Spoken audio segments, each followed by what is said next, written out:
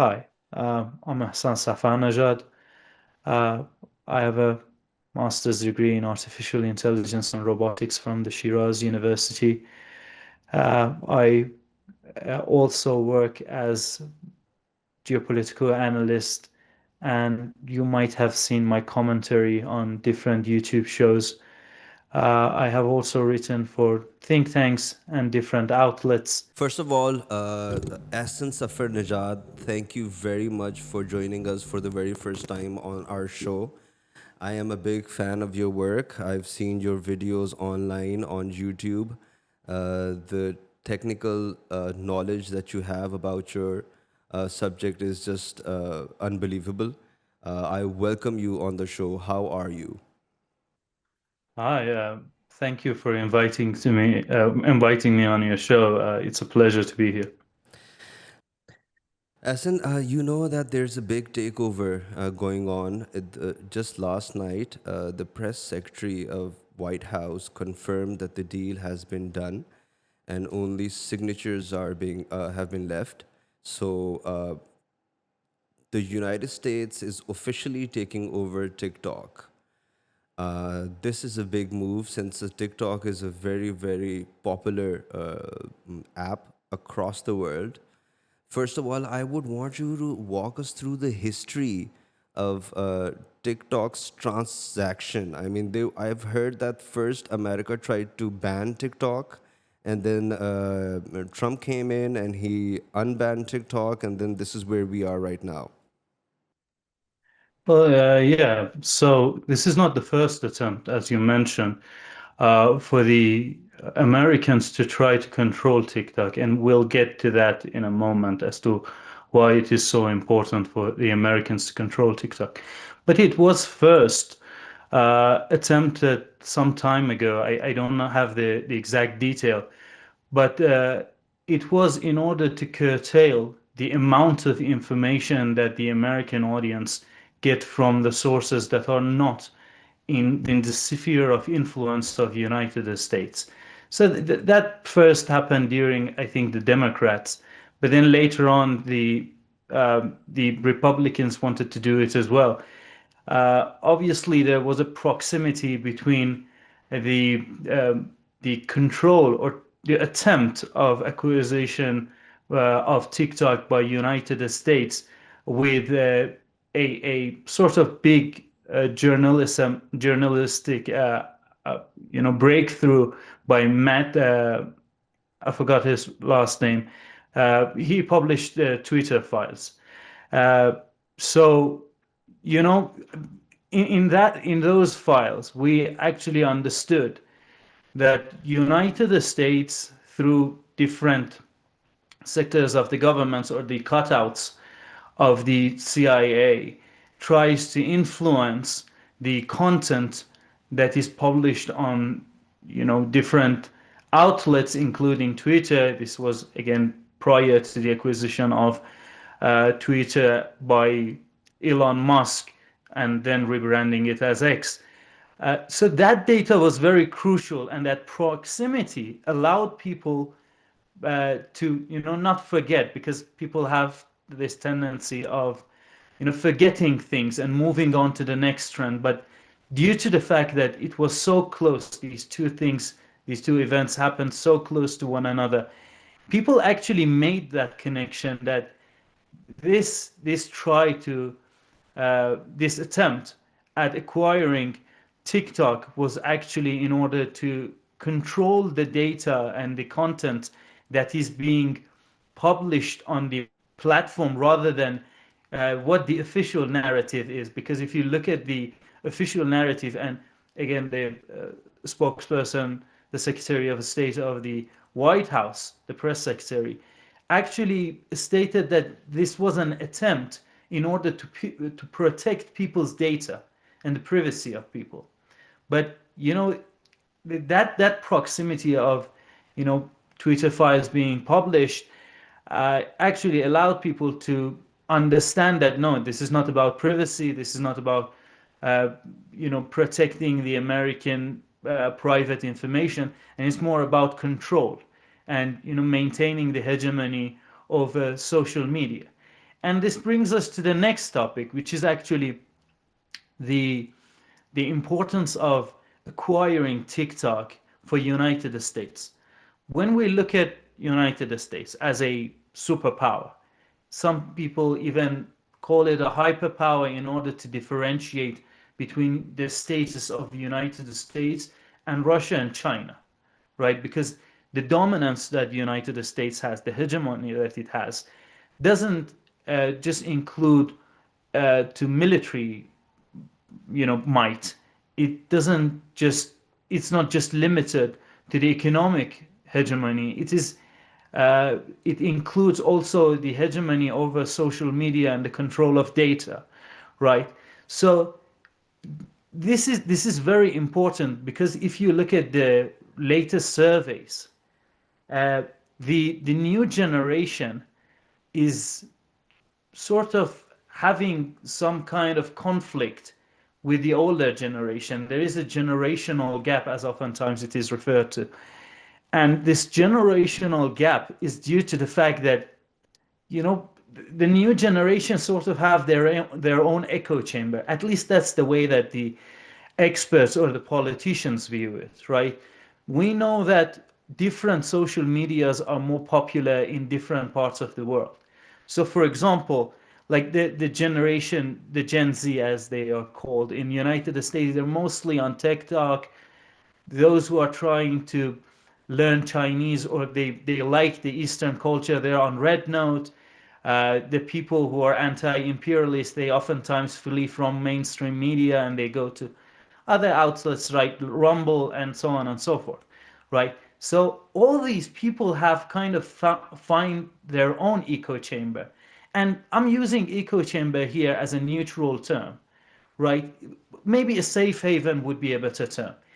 A place for themselves that they find that they have more freedom of speech. And obviously, TikTok was a major company, major platform that wasn't in the hand of United States. So now they're trying to acquire that in order to control the narrative, and this is mostly vis-a-vis Israel. You mentioned the prior attempt at acquiring TikTok. Well, it was mostly due to the content that was published against the Democratic Party, right? And some of it was with regards to the vaccine mandates and things of that nature.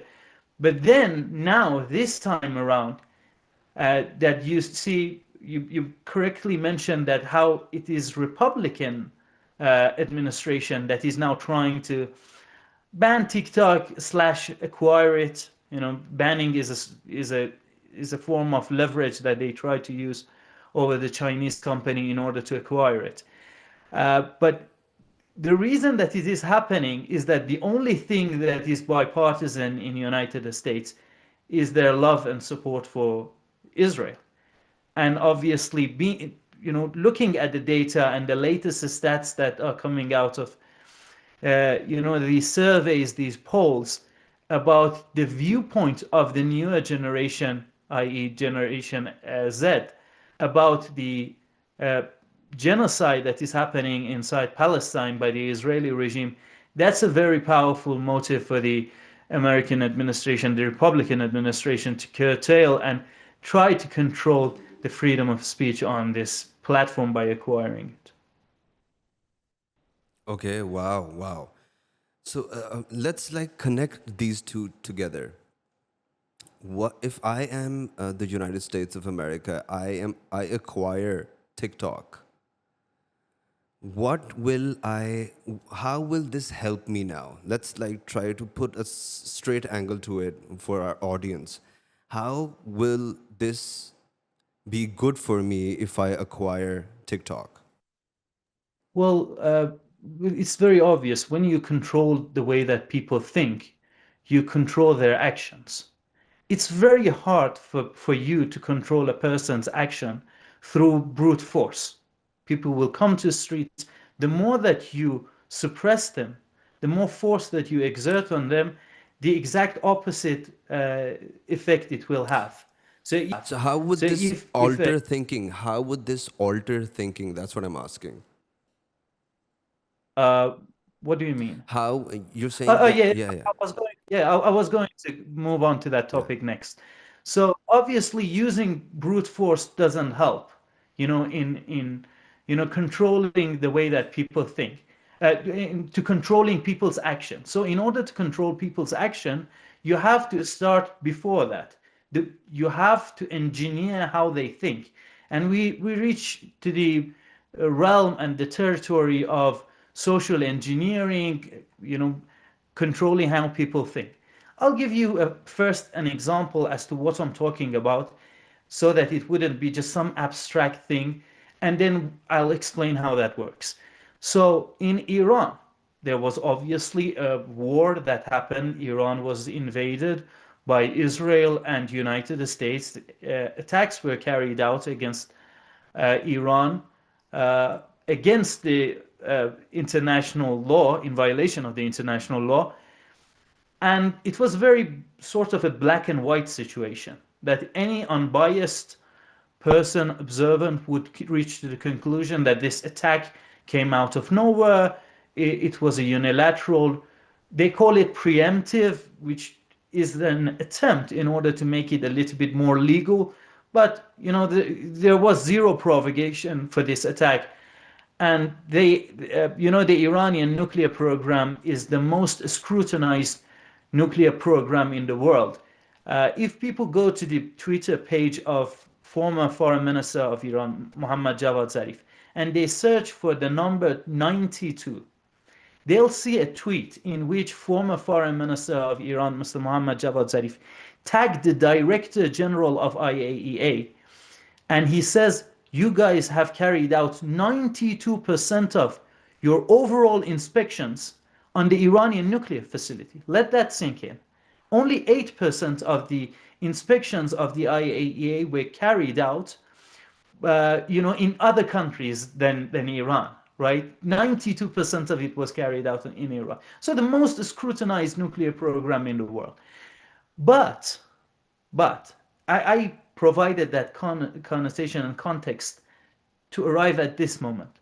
There are people inside Iran. You can say that they're minority, but there are a group of people inside Iran who say, what have we are responsible for United States attack on us. We are responsible for them by pursuing nuclear program.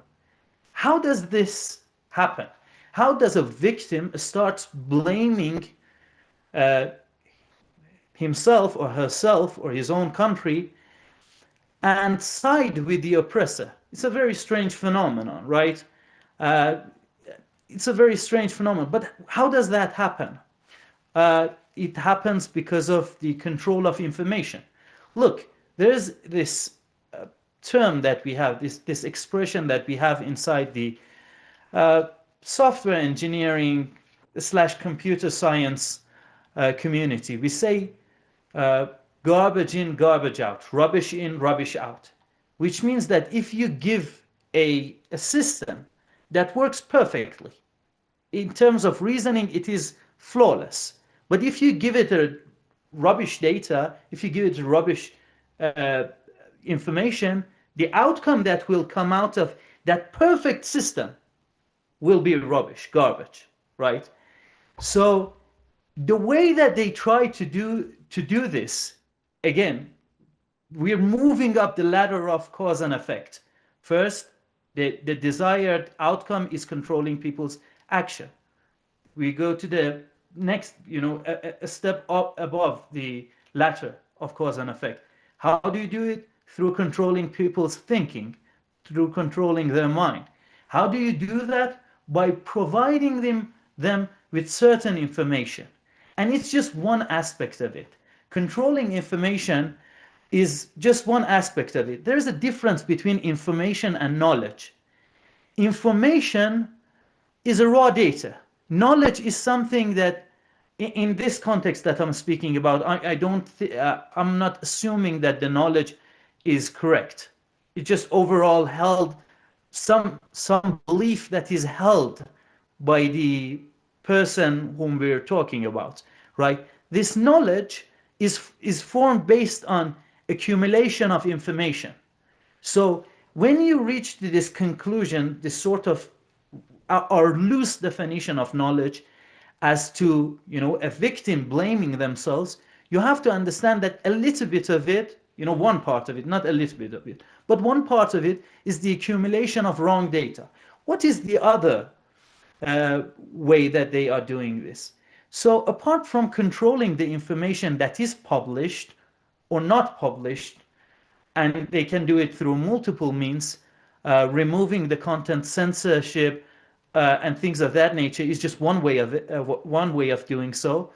Another tool at their disposal is the control of algorithm.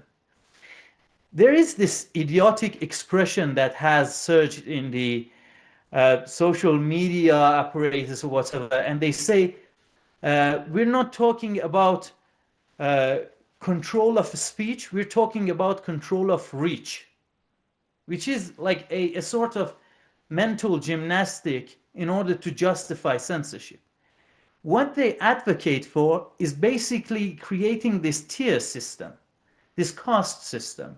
You can think of it as a sort of caste system similar to what was imposed on people in medieval times or before that. This caste system that in social media, if you think of it as a public square, you have this caste system, and our opinions don't have enough weight behind it. And I'm not talking about the number of followers that we each have. No, that to a certain extent makes sense, because the more followers that you have, uh, the bigger your reach is. But we have to have a fighting chance against other people who are talking, right? And even worse than that, there are people who have these large number of followers, but their content is not shown to their audience the way that the other content creators content are shown to their followers. Why is that? It's due to this tier system. The more mainstream your idea is, the more the algorithm favors you, right? And in this instance, it has become more nefarious, because it's not even mainstream. It's about a genocide that is happening inside Palestine, which is incredibly unpopular. You have celebrities, including like Hamilton, the Formula One driver, or very famous actresses and actors who have talked about this. So this is the mainstream narrative. People globally are appalled by the actions of this rogue regime in Middle East, but unfortunately their speech is now controlled. So this is the second way. Apart from the censorship, outright censorship of the content, the second tool that they have at their disposal is changing the parameters of the algorithm and creating this tier system that it controls your speech. It controls the so-called reach of your speech, which is again is a form of censorship. But it goes even beyond that. You know, in AI, there is also this tendency to make applications more addictive to people. There are many tools at the disposal of the social media companies in doing so. AI isn't just one of them. You have them getting the advices of the psychologists in order to make their applications more addictive. So AI isn't just the only tool, but through creating these feedbacks inside the human mind, uh, they have been able to make the application so addictive that sometimes the users can't put their phone away. How many times have your audience seen that they have told themselves that they're going to use this certain platform or application for like 15 minutes, 13 minutes, and they have found themselves spending like an hour, browsing or swiping through the application? Why is it that this happens? Well, because it's due to the fact that the social media companies, they have been able to find different tendencies in human psychology in order to make the applications more addictive. And the algorithms use very underhanded, sleazy tactics. So, for example, when you want to put your phone away, suddenly you might receive a notification. And that notification sort of makes you, spend 20 more minutes on the application somehow. So they use all these tactics, uh, which is which brings us to the second, thing, social engineering and making people addictive to the content of other people, or create some sort of shame in people for having an opinion. So, for example, with regards to opposing genocide, again, I'm using this example because it is the root cause of the current attempt at acquiring TikTok and curtailing the freedom of speech. In this matter, having the opinion of genocide is a bad thing is a very moral stance that people can have. But somehow these social medias, through creating a sort of echo chamber where they make you feel isolated, feel you as if you're a fringe person, as if you're crazy. Through these things, they try to socially engineer the society and control their action, which is again the first thing that we talked about. Controlling action is the ultimate goal, and through all the cause and effect steps that I mentioned through this latter, they have achieved doing so. So, how is it practically done if we say that if they want to block out some idea or they want to push in some idea, what are the technicalities behind it? They pick out that hot word, that hot phrase, put it into the system, and tell the system to like look out for these words and multiply it. How does it work? Well, one thing that is very powerful is the human unconsciousness. Your unconsciousness is very strong. Many of us don't really like to believe that many of the actions that we take are not taken due to the fact that we consciously think about them. And if you think about it, it's actually a very stupid thing to believe, because if you were to think every single action that you were to take, you would get a headache. This is because the brain is a muscle, right? And if you had to flex it for every single thing, it would simply tire out, right? So, 90% of the time we're on autopilot. And this is something that in psychology people study in behavioral science, behavioral psychology. And it's actually a very powerful tool, in order to uh, control yourself. And when I said that these companies seek the advice of the psychologist, one of the fields in psychology that are very useful in helping, in not helping, controlling people's speech is through, controlling their, making, having an effect on their behavior, right? Through the behavioral psychology methods that they have. So one thing that is again very powerful in having an effect on your unconsciousness is simply frequency. Frequency of the data that you see has an effect on you, whether you like it or not. Unfortunately, some people try to fight it, but the more that you think about something, or the more that you see something, even passively, it will have an effect on you. So let me give you an example about from my own experience. Uh, I absolutely hate the products of Meta. I think that the products that Meta produce are absolute rubbish. I hate Instagram. I hate Facebook. I hate WhatsApp. I hate all of these products.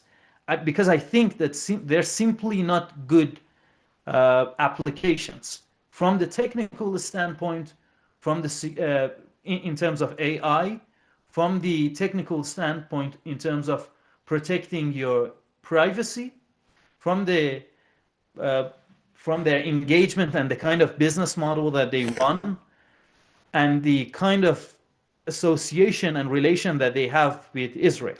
So all around on different levels, I think that Meta is a rubbish company. People just shouldn't use their products, right?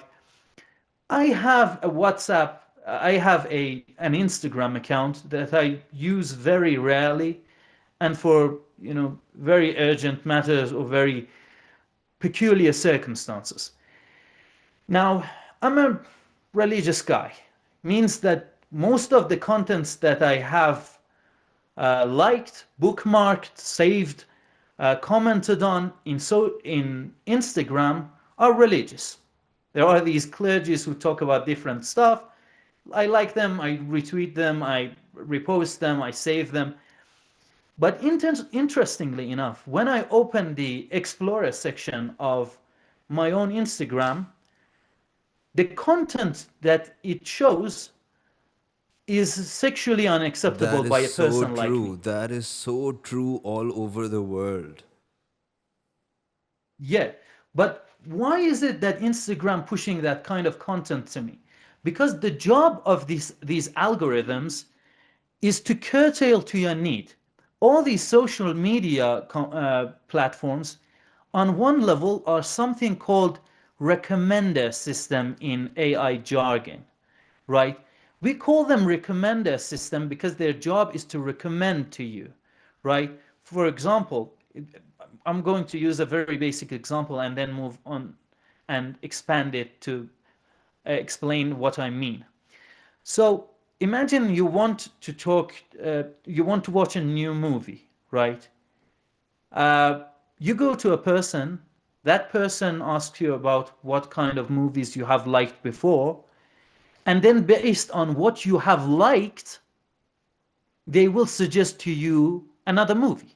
So for example, if I go and tell, one of these people who watch like all the movies and I tell them I like Saw, I like Halloween, I like Texas Chainsaw Massacre, these are all the slasher movies, very gory, very violent. By the way, I don't really like these kind of movies. It's just an example.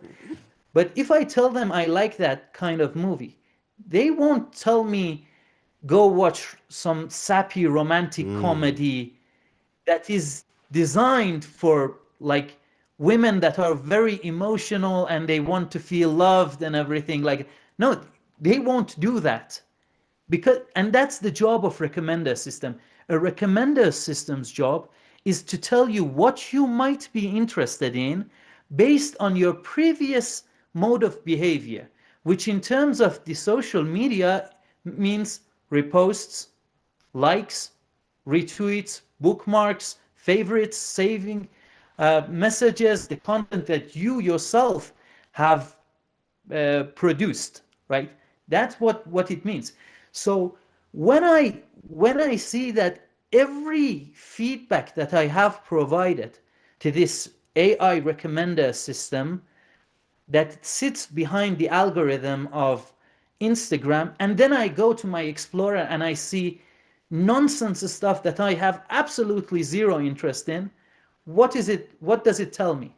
It tells me that it is a very bad AI model, that it simply doesn't do what it is created for, which is to suggest to me what I'm interested in. That's why I said that on technical level, without having any concern about the genocide or morality or ethics or anything like that, the the algorithms that are used in Meta products are absolute rubbish. Like they're complete garbage. That's what I was talking about. So that's the case with I, Instagram. I want to slip in a quick question. You're saying that the programming is absolute garbage because the recommendation system is not recognizing your behavior and giving you something else. But is that done on purpose, Or are you just saying that this is like just bad engineering? No, no, no. I'm saying that, I started, I use different levels of reasoning and uh, inference in order to, draw the audience's attention. So first, not everyone might hold the same opinion as me with regards to the genocide in Gaza, right? So for them, I simply mention a very neutral case study that shows that it is an irrefutable fact that these systems are faulty. Now that we shown that these systems don't work the way that they were intended to work, now we can talk about the second uh, thing, and that's the censorship that is done by the Meta company. You can't post a picture of General Soleimani, which is considered to be an Iranian hero. Like, his popularity was off the chart. But somehow, and I have many screenshots of Instagram removing the pictures of General Soleimani in my archive that I can, provide your audience with. Why is it that they're censoring this extremely popular person inside Iran? let's let's move beyond that. These companies, Instagram and such companies, they have people who have this responsibility of looking at customers, uh, sort of reports, complaints, and things of that nature. An employee of Meta whose sole job was to go and check the contents that have been removed, and then the customer issued a complaint about the unfairness of removing such content.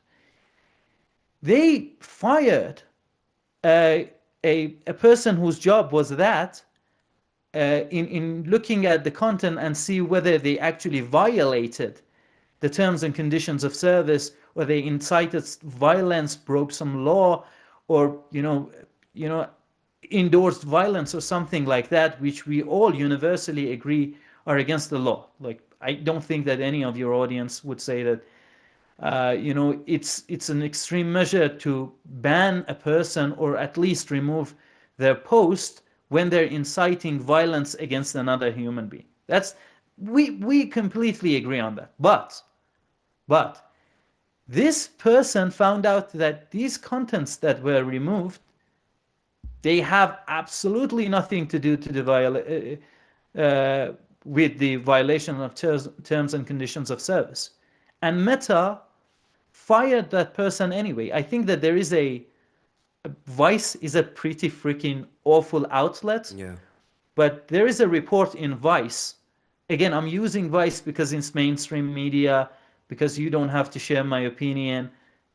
There is a document on Vice, I think, that talks actually about this.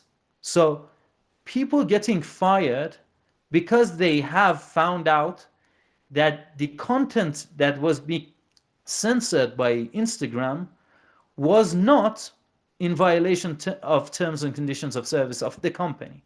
So there's a broader, uh, you know, agenda going on in here, and it doesn't help when we hear in the news that Meta has decided to hire former IDF soldiers, former IDF commandos, as their head of content management, or other fields inside their other positions inside their company.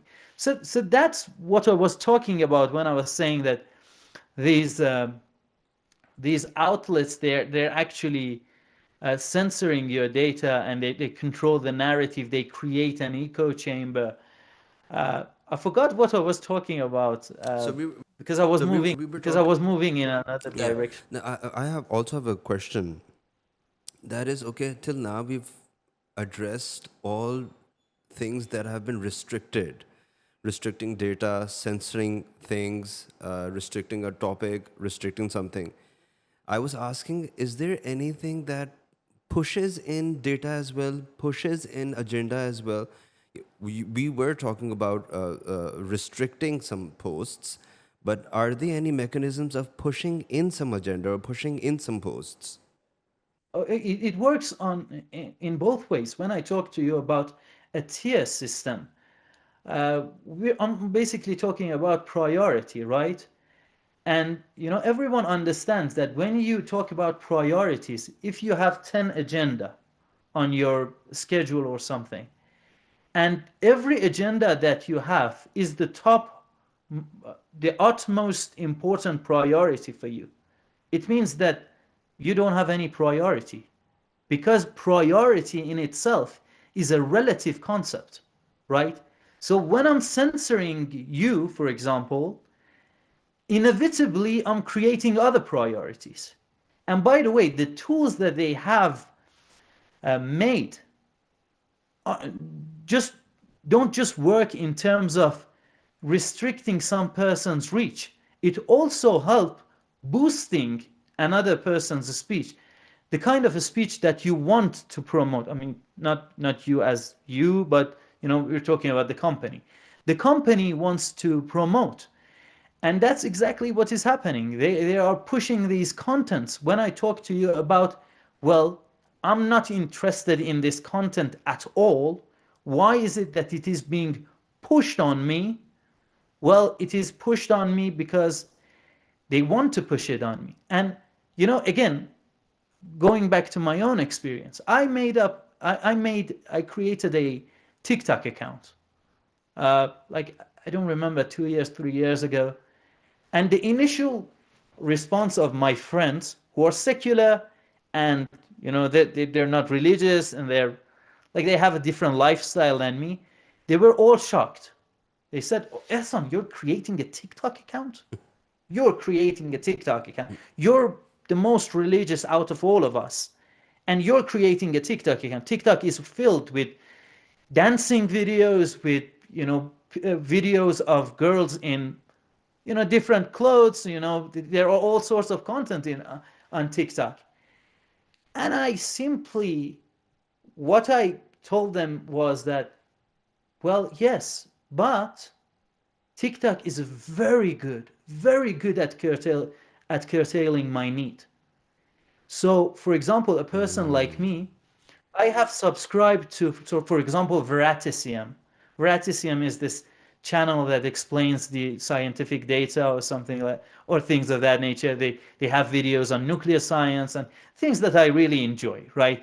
And occasionally, when I find content that I like, I go and uh, sort of search for that specific field of science and read on it. That's my hobby, right? And I have subscribed and followed different accounts with regards to mathematical proofs, linguistics, zoology. These are the things that I'm interested in. And TikTok is very good. TikTok is awesome in doing so. I mean, was awesome. Now that United States will control it, it will probably all go down to, apologies for using this term on your platform, but it will all go down to shit. But it is the case. And if you look at my TikTok account, it's filled with the content that I'm interested in. Completely the exact opposite of what happens on Instagram or even YouTube. Uh, YouTube has introduced this short video feature, you know, a while ago. I mean, 2 years ago or something. I forgot. But somehow, whatever I do, I cannot get the damn algorithm to show me the content that I'm interested in. They keep suggesting other useless, unimportant. I mean, I'm not trying to offend other people's taste, but I'm not simply interested in that kind of content. But why is it that YouTube doing so? YouTube's aggressiveness with regards to pushing content is less than the way that Meta does it, but to some extent, YouTube does it as well. But one of the reasons that I'm actually very sad about the acquisition of TikTok by United States is that I know that from now on it's all downhill. and I will never get the application that I liked, and I could like watch so many short videos of Veritasium or other channels. I'm obsessed with Veritasium, sorry. But yeah, but that's all gone now because United States will move aggressively to push the kind of content that it likes onto you, which means pro-genocide content, possibly nudity, sexual content, the, all everything, anything that will get you on an not interested in following the genocide or political subjects, political discussions that go against the hegemony of United States. Whatever content that they can push on you, they will try to do it from now on. Wow, this is an amazing conversation. So I also sent you a video, and Thank you. I know that you have also seen it, Caroline Levitt, saying that there's going to be 7 board members, out of which 6 would be American. How does that work? What is this? Make us understand. What does this mean? What will these people do? What will they be responsible of? And then we'll take it from there. Okay, so we have to start with CIA. CIA is the master of toppling governments, obviously, right? And they're very, very accurate in the kind of research that they do.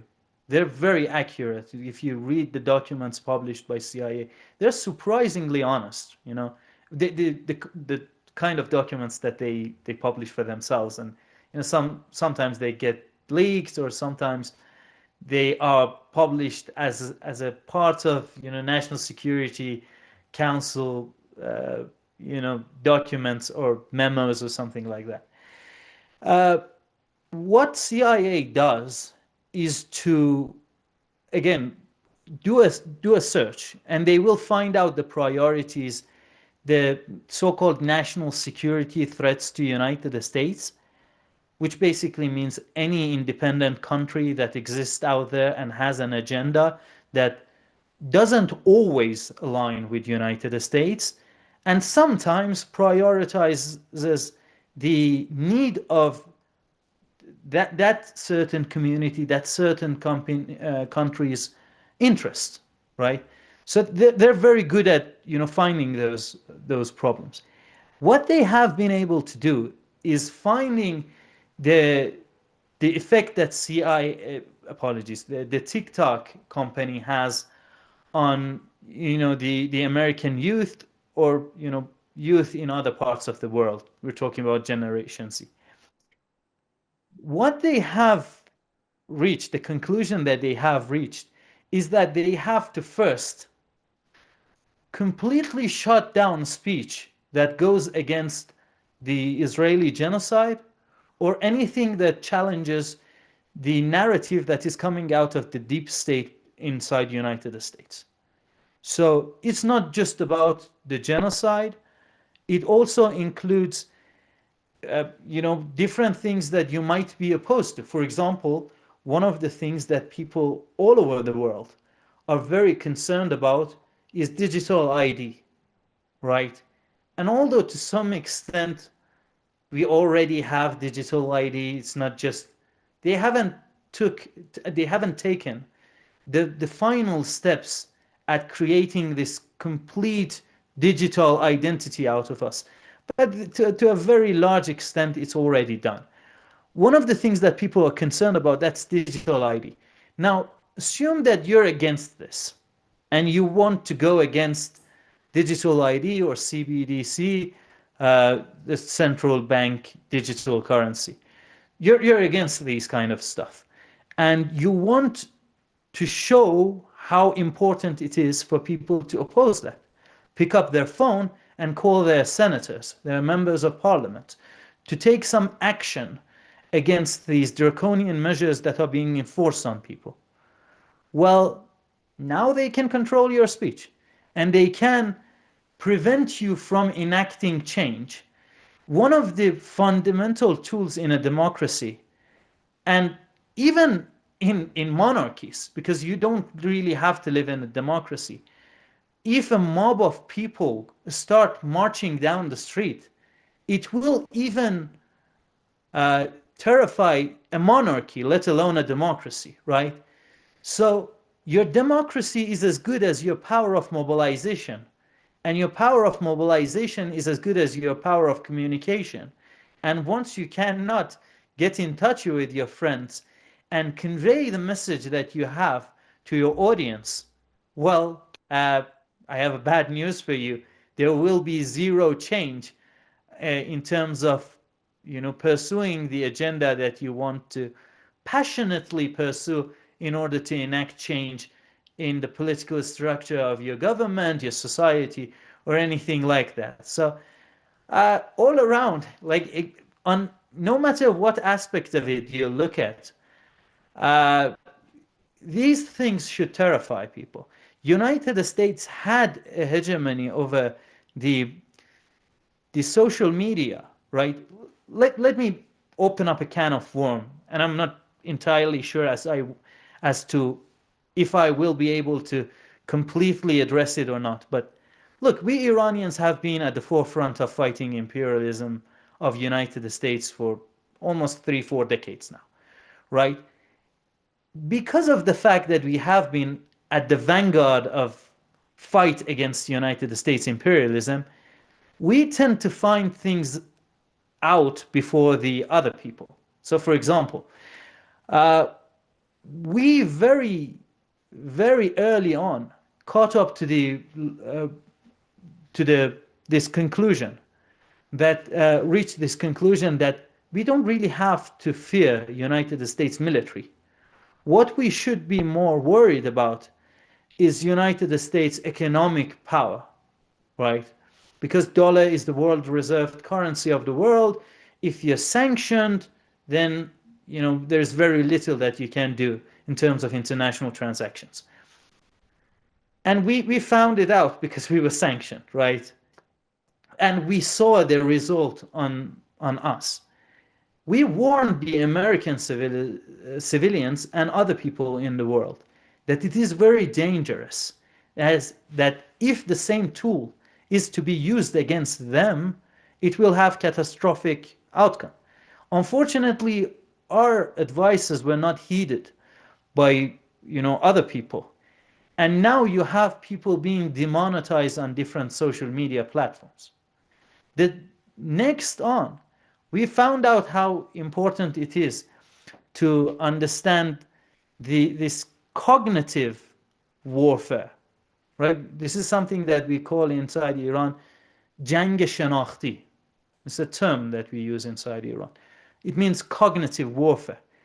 And it's a sort of warfare that doesn't just seek to kill your civilians. Look at it this way.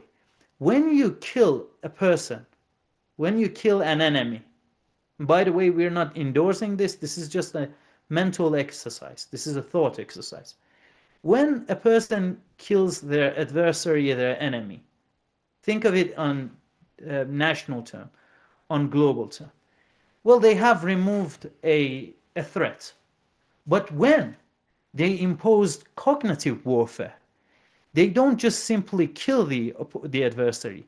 They turn them to an ally. And now, so it's far more devastating than outright military confrontation.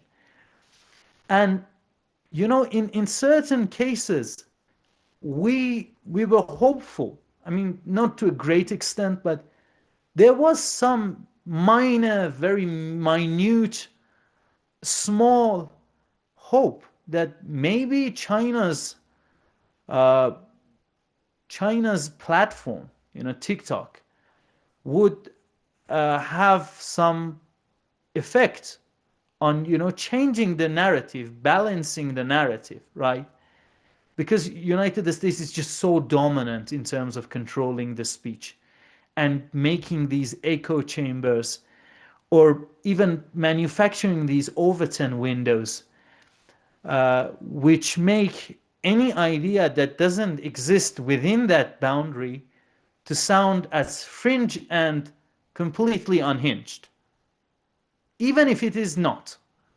So we were hopeful of that happening, but this acquisition, this takeover, this hostile takeover of TikTok has now changed everything, right? That that that one platform that wasn't under the control of the United States government, that one mainstream platform that wasn't under the control of United States government is now gone. And people can always talk about Maestro, Panquake, or other social media platforms, but they oftentimes overlook one key important factor in in evaluating social media's worth, and that's the reach that you get. A social media is only as good as how far you can reach people, and one of the factors in determining that, apart from the freedom of speech in that outlet or censorship, the other factor is how many users that certain social media platform has. And unfortunately, these platforms that are good, they don't have big number of users. So it means that you're basically shouting into the void. That's the situation that we are currently in. I said, how is this takeover done? I mean, is there some briefcase that is moved from China to America? How is this takeover done physically? How is the data taken from one place to another? Will the data be taken physically from one place to another? How will this all happen? Yes, I mean it will not physically moved by carrying out hard drives, but I mean I'm actually not informed about the details of the acquisition. I don't know to what extent uh, this inclusivity of the data exists, but presumably we can assume that uh, you know United States will force TikTok to build data centers within the borders of United States, which means that the data is now located in United States. then then it will, in programming, since you told me that your audience are very well familiar with the concepts of programming and AI and everything. In programming, we have this term called API, application programming interface. You have and this notion of interface has a huge role in programming. So they don't need to have the data; they just need to have a sort of interface to just use inside the United States. And the main algorithm, because it's considered to be intellectual property, can remain outside of the United States. So for processing power, you can use cloud services. You know, broad, broad, if you broadening the perspective that you have with regards to cloud computing. And then, the data can remain within the United States. I don't entirely know what's happening, because I wouldn't even be shocked if United States allows uh, China to also have an access to the data of the Americans, because I know that they don't care about privacy of their own population. They only care about control. I mean, it's actually noteworthy to mention that if any country has this cumulative uh, collection of your data, the data of your population, they can actually use the social engineering methods that I talked about on your population. So, at certain extent, yes, there are national security threats that any country has to deal with, right? If we're being neutral, right? But that also includes Pakistan, Afghanistan, Iran, uh, Turkey, Syria, any country, Venezuela. But why is it that when the Iranian government, because a few years ago, the Iranian government demanded the same thing from US companies, and they asked them to bring their data centers to Iran, right? Why is it that United States didn't do the same thing?